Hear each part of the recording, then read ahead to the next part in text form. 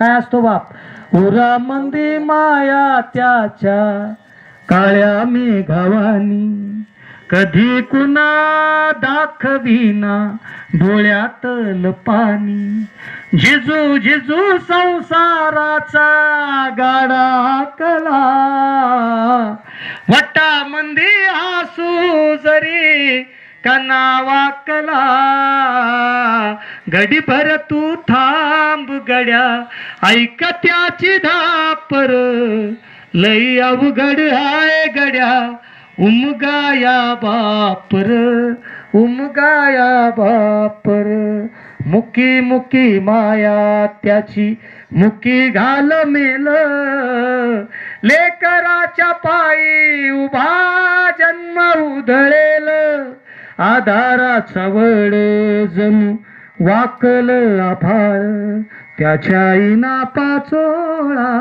फिर रानो माळ घडीभर तू थांब गड्या ऐक त्याची धापर लई अवघड हाय गड्या उमगाया बापर उमगाया बापर. पुढचं वाक्य फार सुंदर आहे, समजलं तर पहा. किती जरी लावले तू आभाळाला हात किती जरी लावले तू आभाळाला हात चिंता तुझी मुक्कामाला त्याच्या काळजात चिंता तुझी मुक्कामाला त्याच्या काळजात घडीभर तू थांब गड्या ऐक त्याची धापर लई अवघड हाय गड्या उमगाया बापर उमगाया बापर लई अवघड हाय गड्या उमगाया बापर उमगाया बापर. बाप समजून घ्या, बापावर प्रेम करा, बापाच्या आठवणीत रडा, बापाला वेद समजा, बापाला ग्रंथ समजा, बापाला देवारा समजा. वडिलाच्या सेवेचं व्रत जीवनामध्ये तुम्हाला निश्चित सुखी केल्याशिवाय राहणार नाही. तुका म्हणे पितृ आशीर्वाद देती कल्याण इच्छिती तया कुळा. बापाच्या आठवणीत रडलेलं डोळ्यातलं पाणी तीर्था इतक्या गंगेपेक्षा पवित्र आहे. कधीतरी ती गंगा आपल्या डोळ्यातून आई बापासाठी वाहू द्या. कैलासवासी जनार्दन रावसाहेब पाटील आडसुरे यांच्या मुक्तीसाठी प्रार्थना.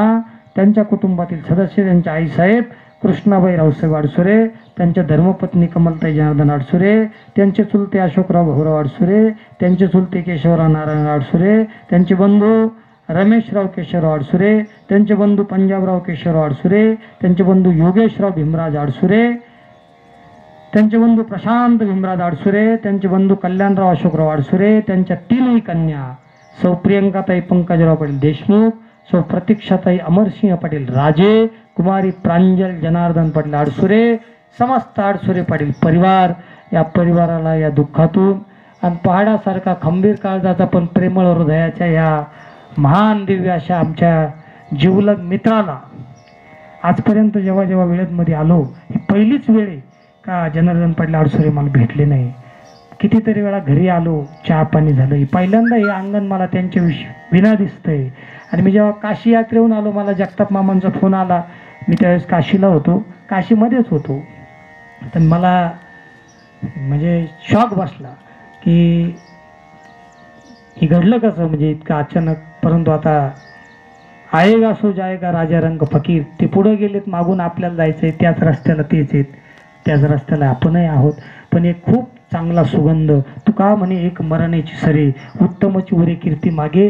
जाणारे सगळेच आहेत, पण कीर्तिरूपी सुगंध त्यांचा आज शिल्लक आहे. संपूर्ण या परिवाराला निश्चित स्वरूपानं आठवणीच्या रूपानं ते प्रेरणा देत राहतील. या अंगणामध्ये ते परत कधी दिसणार नाही. निश्चित स्वरूपानं ही खंत आहे, परंतु मनामध्ये मात्र हे व्यक्तिमत्व नेहमी जिवंत आहे, जिवंत राहील. त्यांच्या आठवणी नेहमी आपल्याला बळ देत राहील. म्हणून त्यांच्या मुक्तीसाठी प्रार्थना करतो. समस्त सगळे